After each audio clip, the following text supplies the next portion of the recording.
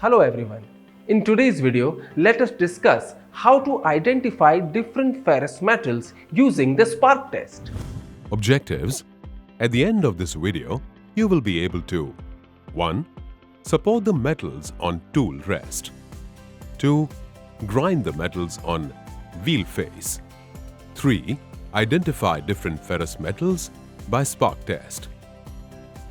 Let us discuss the machineries required to do this practical. Grinding machine, 1 number.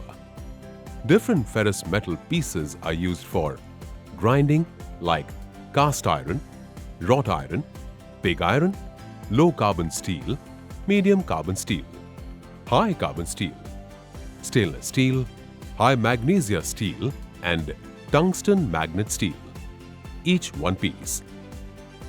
First, let us discuss ferrous metals. The term ferrous metals refers to those metals that contain iron. Ferrous metals typically rust easily when exposed to moisture because of their high carbon content. Numerous other alloying components such as chromium, nickel, manganese, molybdenum, and vanadium. Manganese can be used to create ferrous metals. Ferrous materials can be used for a range of engineering and non-engineering purposes, such as making tools, pipes, containers, cutlery, and larger constructions like skyscrapers. The fact that most ferrous metals are magnetic makes them ideal for use in electrical and motor applications.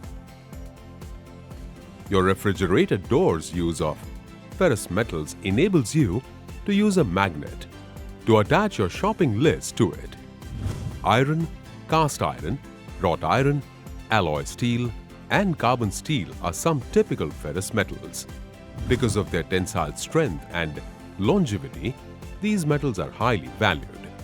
The longest and tallest bridges are made of carbon steel, also known as structure steel, which is a mainstay in the construction sector. Ferrous metals share some basic properties, including being prone to rust and being magnetic.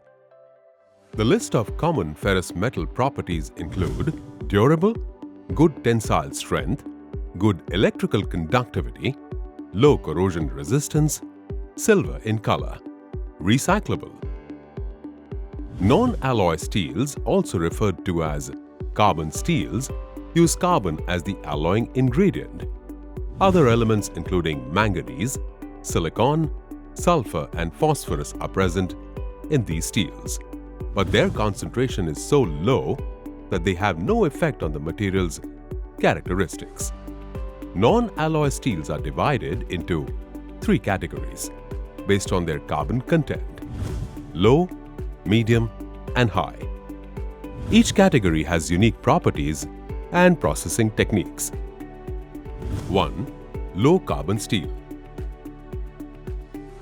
Only 0.05 to 0.25% of the carbon in low carbon steels, commonly known as mild steels. These steels are frequently utilized for products like nuts and bolts or forgings because they are affordable and pliable. Carburizing certain steels can make their surfaces harder. 2. Medium carbon steel. Steels with a medium carbon content range from 0.25 to 0.6%. Compared to low carbon steels, this higher carbon content increases the strength and hardness of the steel. Nevertheless, these steels are less ductile than low carbon steels. Because medium carbon steels contain more carbon and manganese, they can be tempered and quenched. These steels are well suited for usage in railway applications, in addition to being frequently utilized to make parts for the automotive sector, such as gears, axles, and shafts. 3. High carbon steel. The strongest non-alloyed steels are high carbon steels, which have a carbon content of 0.6 to 1%. They are strong and retain their shape well, making them perfect for applications needing resistance to mechanical wear. The downside is that these steels are less weldable, ductile, and impact resistant than lower carbon steels. Spring, blade, rail, wire rope, wear-resistant plates, tools, and other items are made of high carbon steel. 4. Stainless steel. An iron alloy that resists rust and corrosion is stainless steel. It has at least 11% chromium and may also include other non-metals and elements to achieve other desirable qualities. The chromium in stainless steel, which creates a passive layer that may protect the metal and self-heal in the presence of oxygen, is what prevents corrosion. Let us do in practical. Step 1. Prepare the grinding machine for grinding. Step 2. Support the metals on tool rest or work rest. Step 3. Apply light pressure on the face of the wheel with metal. Step 4. Grind the metals on wheel face. Step 5. Identify the metal by spark length and color. Step 6. Grind the metal only on the face of the grinding wheel. Grind the following different metals and identify the sparks. Different metals: 1. Low carbon steel. 2. Medium carbon steel. 3. High carbon steel. 4. High speed steel. 5. Stainless steel. Let us discuss on spark test. Objectives: this shall help you to 1. Identify the spark testing in different metals by grinding. 2. Perform grinding process in grinding machines. It is a method of determining the general classification of ferrous materials.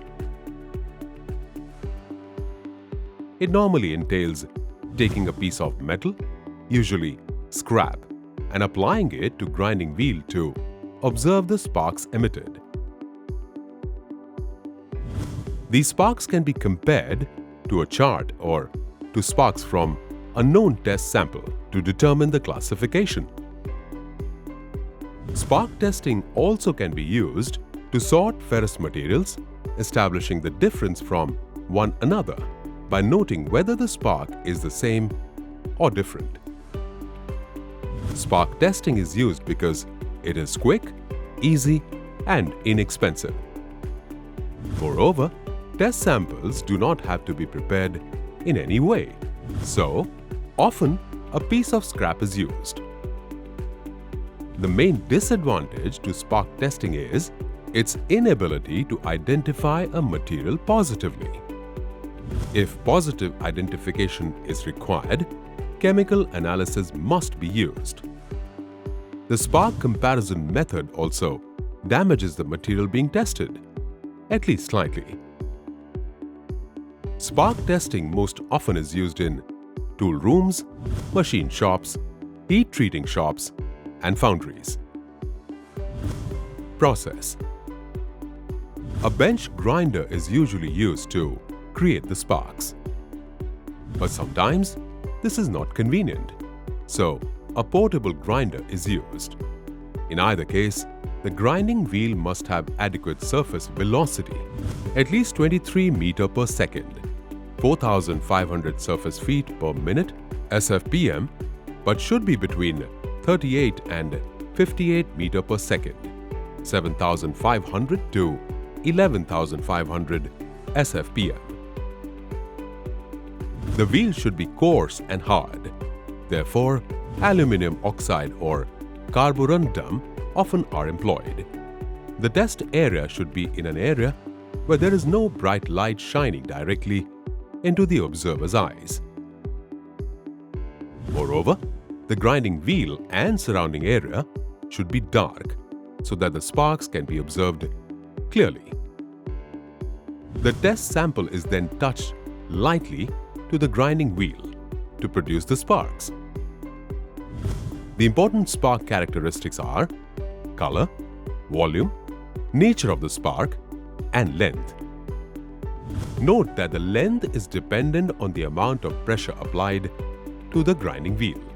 So this can be a poor comparison tool if the pressure is not exactly the same for the samples. Also, the grinding wheel must be dressed frequently to remove metallic buildup. In this video, we have discussed ferrous metals, their properties, types of ferrous metals, how to conduct spark test with grinding machines, identify the spark testing in different metals by grinding, and perform the grinding process in grinding machines. Thank you for watching. Have a good day.